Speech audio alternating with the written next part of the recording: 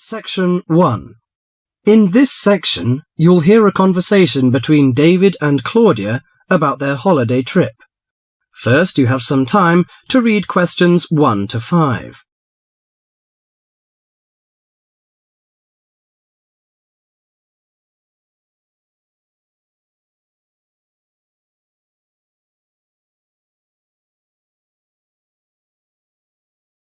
Now listen to the conversation and answer questions 1 to 5.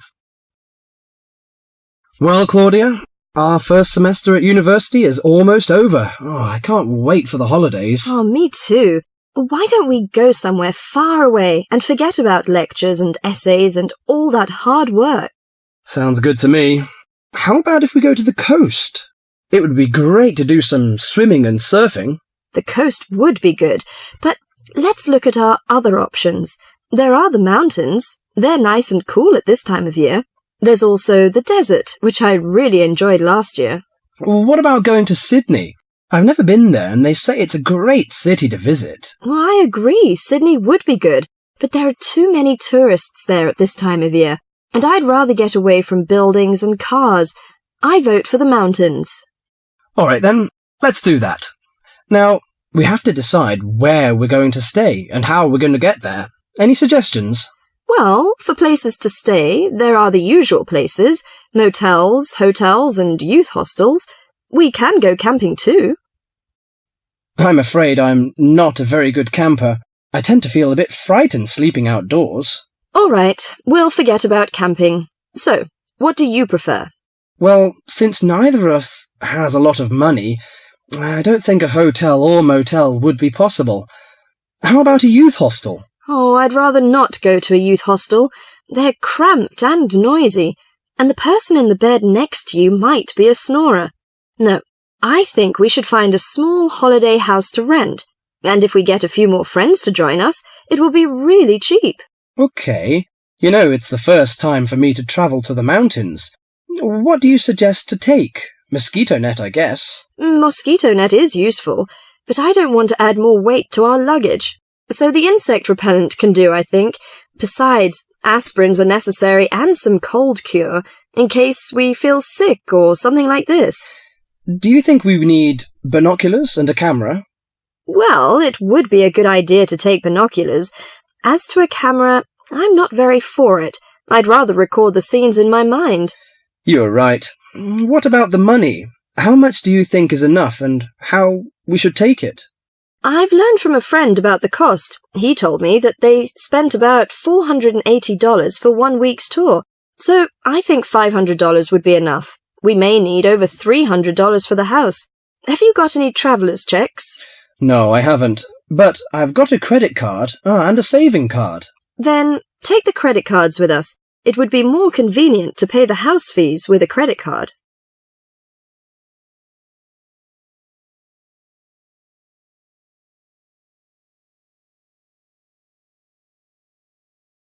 Before the rest of the conversation, you have some time to read questions 6 to 10.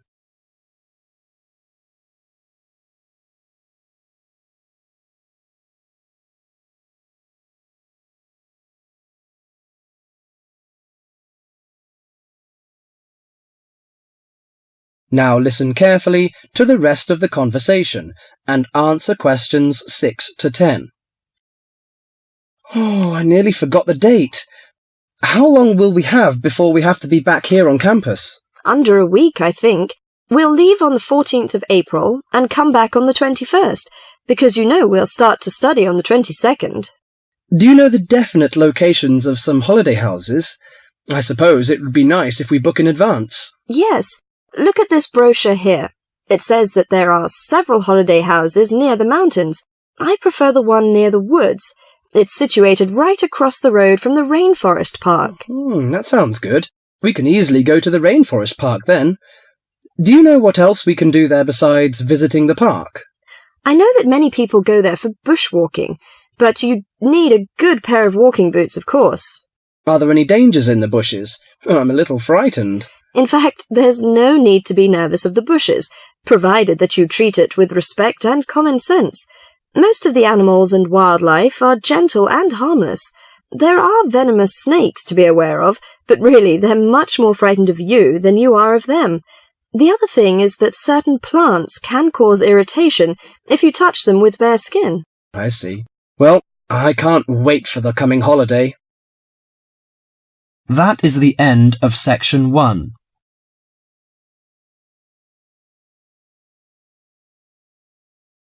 You now have half a minute to check your answers.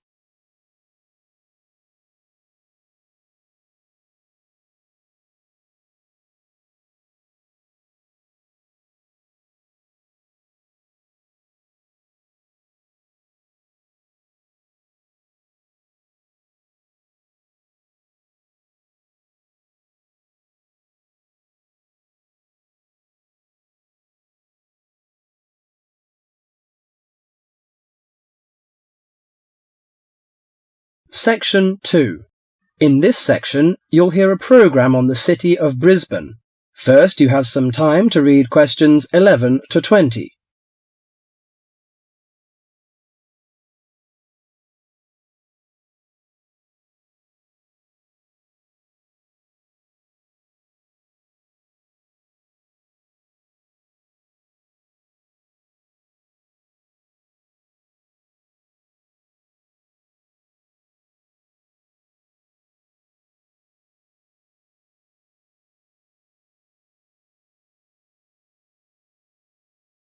Now listen to the conversation and answer questions 11 to 20. Today in our Around the World programme, Mr. White is going to recommend a charming city to you, Brisbane. Good morning, ladies and gentlemen. Have you ever been to Brisbane? Well, if you are looking for a mild climate, a relaxed atmosphere, and a lot of culture, Brisbane might be the place for you. Its sunny cafes and offshore islands attract surfers and sun lovers, but it is also the arts capital of Queensland, with many museums and art galleries. This thriving artistic setting mixes well with Brisbane's beach town atmosphere. Together, these two qualities make Brisbane a very desirable place to live. No wonder since 1980 over 500,000 Australians have moved here. Brisbane is now Australia's third largest city. English settlers living in Australia established Brisbane in 1842. At that time, more than 100,000 Aboriginal Australians were living in Queensland. As the settlers discovered Queensland's resources, more and more of them moved in. Regretfully, the settlers drove the Aboriginal Australians from their lands. By 1859, Brisbane had grown into a prosperous city. In 1988, the world watched as Brisbane hosted the World Expo. This international fair showcased new technology, but it also showed off the city of Brisbane to the world. Brisbane also hosts a wide range of events year-round. In April, everyone can enjoy a few laughs at the Comedy Festival, and movie lovers will enjoy a film festival that takes place every August. For 2 weeks in September, there is an outdoor festival of the arts. In October, a music festival draws a large crowd. And in January, you can see Brisbane's most bizarre event. You may be surprised to hear that. The annual cockroach races. That's right, people really do train and race cockroaches. Brisbane's nice climate and compact design makes it easy to explore on foot. Follow the golden arrows in the footpath around the city centre. This will lead you on a tour of Brisbane's historical district. From the city centre, take a boat across the Brisbane River to South Bank. This area is popular for its bike paths, beach and weekend market. Hundreds of artists display their wares at this market. It's a great place to pick up some interesting handicrafts. Well, I think what you must be interested in is the unique native animals. Yes, you shouldn't visit Australia without seeing its trademark animals, the koala and kangaroo. The Lone Pine Koala Sanctuary has both. It is located just outside the city centre in beautiful parkland. You can hold one of the park's 130 koalas or feed the kangaroos. Another quiet refuge from the city is Mount Coot-tha, about 8 kilometres from Brisbane. On a clear day, it offers spectacular views of the city.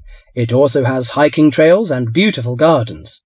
Along the Brisbane River, a sunset cruise is also very relaxing. The areas around Brisbane are impressive. A coastal drive south of Brisbane will take you along the Gold Coast. This famous coastline boasts some of Australia's best beaches. Stradbroke Island is another easy day trip from Brisbane. A cliff on the island called Point Lookout offers a great view. From there you can see dolphins swimming below. Brisbane Forest Park, to the north of Brisbane, is a great place for hiking and camping. These great getaways, along with Brisbane's own laid-back charm, make this city an ideal place to visit. That is the end of section 2.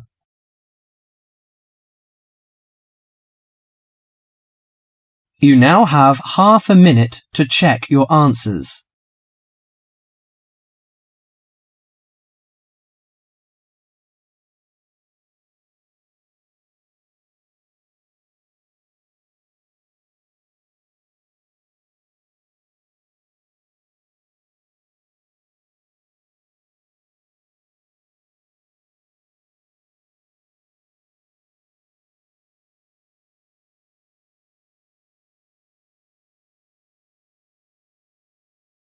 Section 3. In this section, you'll hear two students discussing a survey they have to write as an assignment. First, you have some time to read questions 21 to 30.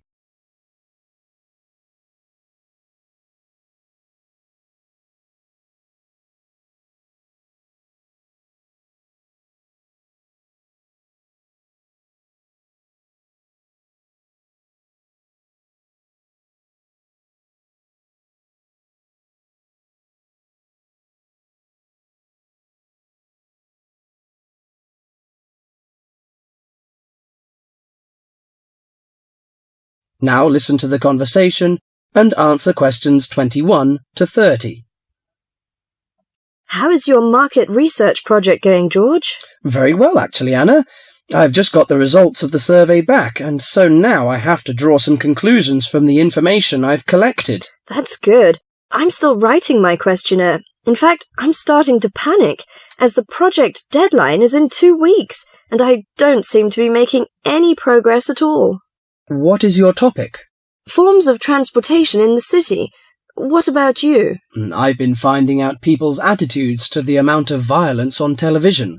That's interesting. What do your results show?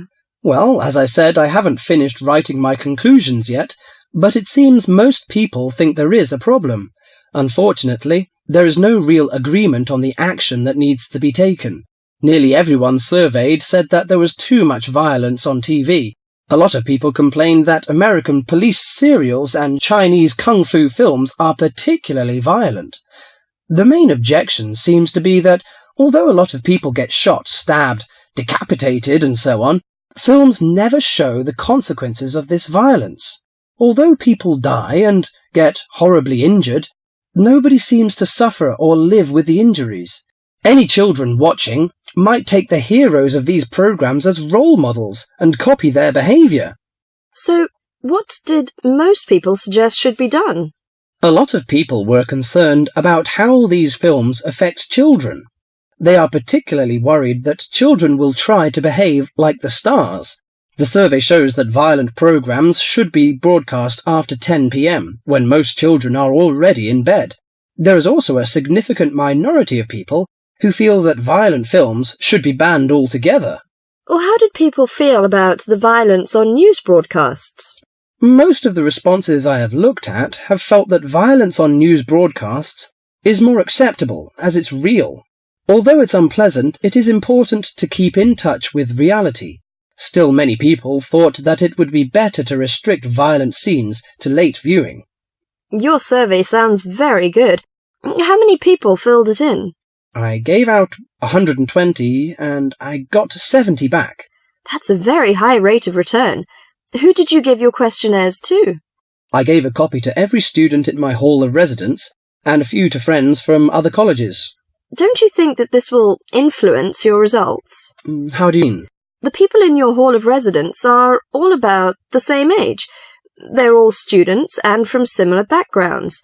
Therefore, it is likely that they will have similar opinions. Your results represent student opinion, not public opinion. So how are you going to do your research? Well, I'm going to interview my respondents in the shopping mall. What I'll do is ask people if they have 5 minutes to spare to answer a few questions. If they agree, I will ask them some multiple-choice questions and tick off their answers on my sheet. Isn't it very difficult to ask meaningful questions using multiple choice? Yes, it is. The secret to writing a successful survey is to write simple multiple-choice questions that target the information you're looking for. There, it's better to write a lot of short, specific questions than longer general ones. So that's why it is taking you so long to write. Yeah, but I hope I'll be ready to start interviewing at the weekend. That is the end of section 3.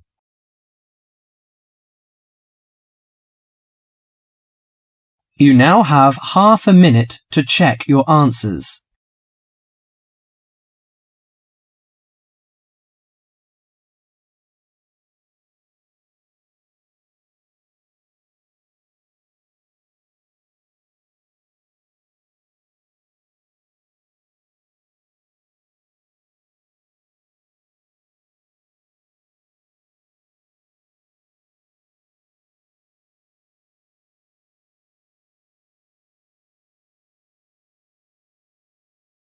Section 4.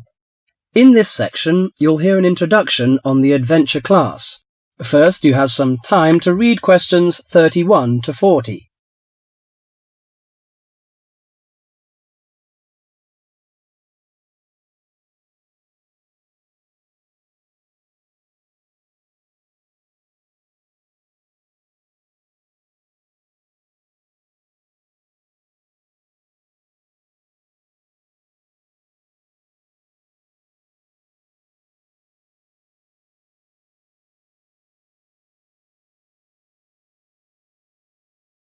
Now listen to the conversation and answer questions 31 to 40. Welcome to Adventure Class. I'm the coordinator of the class. During the course of this morning, I hope to give you a clear idea of what we offer in our class. Before my lecture, listen to the comments on the class. Today we sailed into a group of whales. Class takes place in the middle of elephants, giraffes, and hippos. Yesterday's lecture was at the Great Barrier Reef. Do these comments sound like your typical classroom? Probably not. These accounts come from students studying in adventure classes. An adventure class is a unique type of program that combines textbook learning with real-life exploration. Students and teachers travel together for a program in discovery and exploration. The class is provided by the Australian University's International Program, aiming at promoting students' awareness of international communication and global environment. Here are 3 popular adventure classroom programs that are available to you, college students from the freshman to senior students. The first one is called Australia Short Program. The 3-week course begins with several days in Cairns. There we hold classes on coral protection, how the corals are formed, what are their functions, and what are the threats corals are facing. Students then spend the next 2 weeks on a study tour of Queensland. Known for its sunny beaches, rainforests, and remote outback, Queensland provides a rich learning environment. The highlight of the program is the tour to the Great Barrier Reef. Activities include hiking, birdwatching, and boating. By experiencing local culture up close, students explore the connection between local people and the environment. 6 semester credits are given by the Australian University's International Program, and the tuition fee is $1,950. African Safari Program is another popular class. Kenya's stunning wilderness becomes the classroom for students in the African Safari Program. The 5-week course is set on the beautiful 20-acre campus of Australia International University in Nairobi. University professors combine classroom instruction with hands-on experience to teach wildlife management. In addition to classwork, students take trips to famous places such as Mount Kilimanjaro and Victoria Falls. Students also experience African culture through trips to local villages and Nairobi's city centre. But for most students, the safaris are the highlight of the course. The program includes 3 or 4 safaris. During each safari, participants camp outdoors for up to 6 days. One of the most popular destinations is the Masai Mara Game Reserve. An amazing collection of wildlife lives on the reserve. Students study elephants, zebras, giraffes, rhinos, and other exotic animals in their natural habitat. Those who take the course gain many wonderful memories and a greater appreciation for the Earth's natural resources. Students earn 8 college credits for the program. The cost of tuition is $4,950. The last on the list is Sea Education Association, SEA. The SEA program is a one-of-a-kind opportunity where students live and learn aboard a tall ship. The course combines ocean research with instruction and personal experience in sailing. After careful instruction, both on shore and at sea, the participants begin practicing what they've learned. Everyone on board takes turns operating and navigating a 134-foot sailing ship. That is the most outstanding. Life at sea is non-stop, so everyone is assigned to a watch. During that time, students work in the lab, in the kitchen, on deck, or in the engine room. Each watch group includes 8 people who rotate throughout a 24-hour schedule. They learn how to live at sea and how to work together as a team. Students can choose from 3 programs in different locations, each about 3 weeks long. College credit is awarded, and the cost is $3,600. Is an adventure classroom for you? If the idea of learning through adventure interests you, you might want to apply. It would certainly be an experience you would never forget. That is the end of section 4.